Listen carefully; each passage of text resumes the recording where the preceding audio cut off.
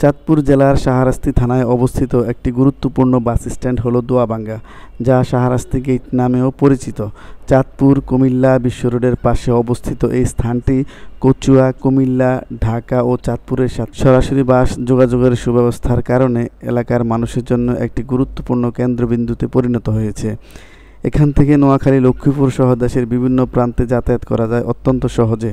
তবে দুঃখজনক হলেও সত্য, এই গুরুত্বপূর্ণ কেন্দ্রটি আজ অব্যবস্থাপনা, অপরিকল্পিত উন্নয়ন এবং স্থানীয় রাজনৈতিক নেতাদের স্বেচ্ছাচারিতার কারণে প্রতিনিয়ত অগোছালো ও অপরিচ্ছন্ন হয়ে পড়েছে। প্রশাসনের পক্ষ থেকে বারবার অভিযান চালানোর সত্ত্বেও ফুটপাত দখলকারদের হটানো সম্ভব হচ্ছে না।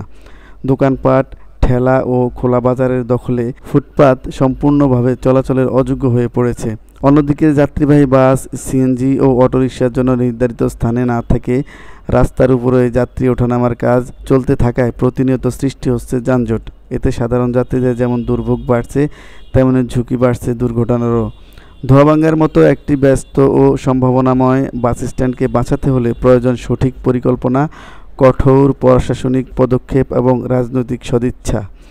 নতুবা এই কেন্দ্রটি ধীরে ধীরে তার গুরুত্ব হারাবে এবং জনগণের ভোগান্তির কারণ হয়ে দাঁড়াবে।